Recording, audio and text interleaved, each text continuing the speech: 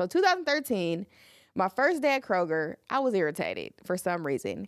And so I left the store to go get lunch. I'm like, okay, I'm taking my break. I got to go. And when I get back, they're telling me, they're like, we were calling you. We were paging you over the intercom. And I'm like, okay.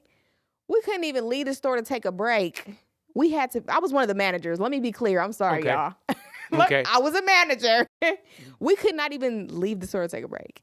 And so that was the first thing that rubbed me the wrong way. They say why you can't leave? Because they want to work you like a slave. Okay, gotcha. You're a prisoner. I'm a prisoner. Just in case they need you to end your break early, which you do deserve, then you got to be in the store. Mm-hmm. So you can be at their beck and call. Mm-hmm. So that rubbed me the wrong way. Also, $40,000 is change. And even, 12 years ago, it was change. And you know what I like to call a job? The journey of the broke. Let them know, Amber. The journey of the broke, because a job that's where it's going to get you.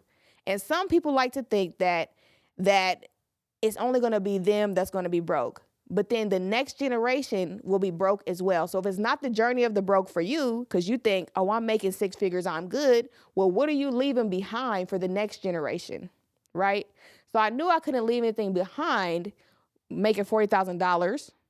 And I knew I couldn't get no self-care for no break. Can't even leave the store, right? So I left that job and I came back home to California because I was in Ohio. Came back to California. And so at this moment in life, I'm still lost because what do I want to do? I have a degree, but getting that job wasn't for me. So I got a cosmetology license next. Okay. Mm-hmm. My dad was a cosmetologist.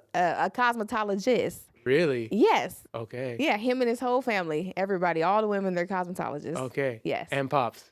And Pops. Okay, so he can do a mean lineup. Pops can do it all. He Okay. can line you up. He can flatten and straighten it out, fried down, lay to the side. He can do it all. Okay. Yes. Shout out to He Pops. can get you right, yes. Shout out to Pops. So I got my license, and then I thought in my mind, am I going to get arthritis? Am I going to stand on my feet forever? And so even when I was in cosmetology school, people would say, why are you here? And I would say, I'm here because I want to open a beauty supply store. It was never that I wanted to work for somebody else again. So I got that license, and of course, I did work for someone else because that's the easiest thing to do. You know, the job, easiest thing to do, but that's also what society tells us to do. Mm-hmm. If you don't have a job, you're a bum. Yeah. If you don't have a job and you're an entrepreneur, people don't see it as you had a job, that you have a job. Yeah. Or respect it. They don't respect it. So you have to make them respect it. Side notes, but Let them know. Don't whisper it. Let them know. Side note, you got to make them respect you and your entrepreneurship. Yeah. So I got that license. They asked me to be the manager at a salon. And I was like, okay, how much more do I get paid than the regular employees? $1. And I was like, no. So if I'm going to, I want to reach the highest level of whatever I'm doing. I'm a go-getter. So if that only looks like $1, what am I doing here? Right?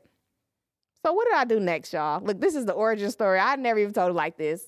Oh. So next, I went to get more education because that's what people think we need to do. Go to the school. Get more education because society tells us, okay, you ain't like that money at that level with that bachelor's, get some more education. So I told myself, okay, I'm going to get a CTE. I'm going to be able to teach anything I want to teach. So what is CTE? It's career and technical education. So I can teach cosmetology. I can teach graphic design, Canva, whatever I specialize in. Okay. So I went out, got the CTE. I mean, it was blood, sweat, and tears. Okay. That curriculum was so hard to get that. So I got that. What school?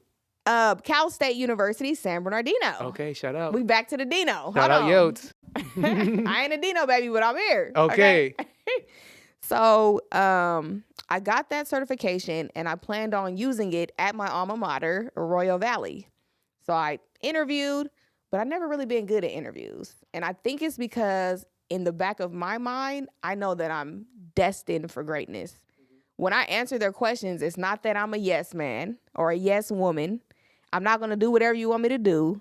I'm going to bring that fire. I'm going to bring realness. And so when I interview, that probably was coming out is what I'm assuming. So I didn't get the job.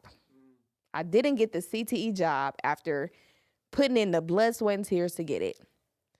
When I didn't get the job, I went back to Ohio. And this is where you're going to meet Coach Blas, okay, y'all? Stay tuned. What year are we at when we, what year okay, are we what at? year we at, y'all? Let's hit timelines here. Let me hit the timeline. I'm sorry, y'all. Okay. Now, we're in 2018. Okay. So this is 5 years later. So I just gave y'all 5 years and 5 minutes, maybe 10. Yeah. But, okay, so we're in 2018. And so I have 2 kids now. And I'm still struggling. You skipped a whole past the kid part. I skipped the kid part. I'm sorry. Look, y'all. The first kid was born in 2010. The second was born in 2018. Okay. Yes. Okay. 8-year difference. Look, I didn't want to do the life story, y'all. Okay, Just the origin story. Okay, here we go. Keep going. We okay. Good. So 2018, I go back to Ohio because in California, it's kind of like I didn't feel like I was making it. I didn't feel like I had enough money to survive here. It costs a lot to live here. Expensive. It's expensive.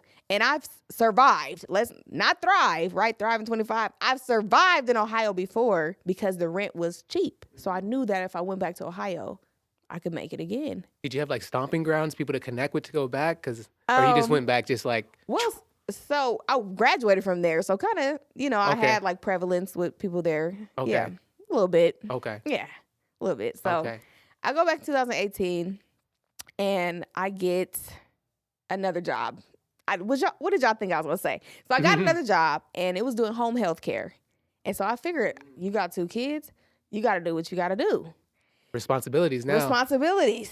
So get the home health care job. And I lied to get it. I'm going to be honest with y'all. Okay, what'd you tell them? I told them that I worked at a home health care facility in California. Got you. And I'm like, are they going to check?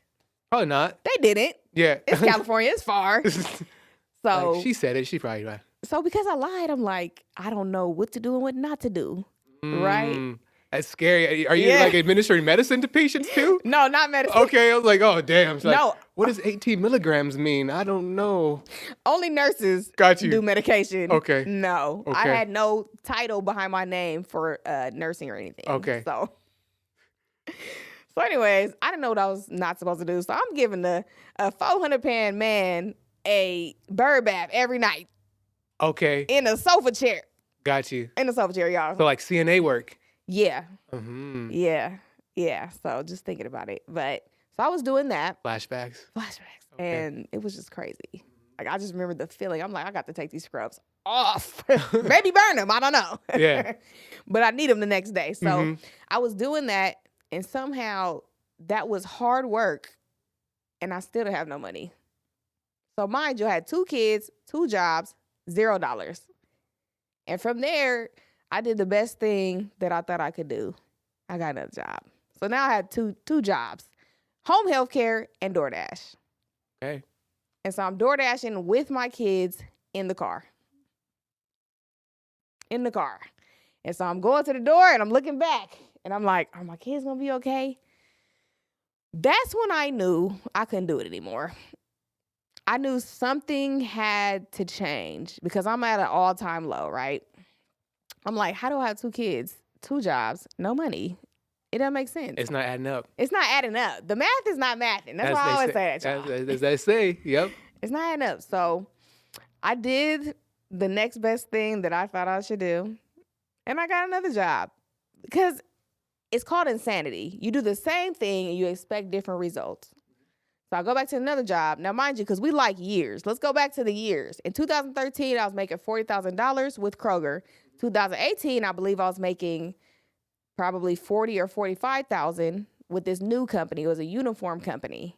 And so I worked in the office. So at least I was sitting there. They still, they like to get the blood out of Penny, right? They still working me. Okay. But so I worked in the office, and this is when my mom introduced me to something called the Rule of 5. And so I was going to ask about that. Yes, you was. Okay. So the Rule of 5, number 1, pray and meditate. Number 2, read. Number 3, listen to audio teachings. Number 4, write and review your dreams and goals. And number 5, exercise. So in that moment, I was still in a poverty mindset. And so my mom was like, hey, you should do the Rule of 5. And I was like, what is that? Like, I'm over here struggling financially, mentally. I'm overweight. I'm underpaid. I'm like, just in the struggle. Mm-hmm. And so it took me about 6 months to start doing that rule of 5. Okay. Yeah. So how do we become Coach Blaza? How do we become Coach Blaza? You guys, we're almost there. Yeah, we're almost there. So 6 months later, I started doing the rule of 5 every day. I still had that job at that uniform company. I would drive there 45 minutes. I would listen to Eric Thomas. I would drive back 45 minutes. I would listen to Terry Savelle Foy. During my lunch, I would work out. That's number 5. When I first got there, I would write down my dreams and goals. That's number 4. And so number 3 was the audios. I would pray before I left. And then number 2, read. I would read on my break. So I had to make it happen. And I would listen to Eric Thomas, and he's like, when you want to succeed as bad as you want to breathe, that's when you know. And I'm like, what does that mean? Yeah. It's like, what is he talking about? What is he talking about? I'm breathing right now. I'm breathing right now. Yeah.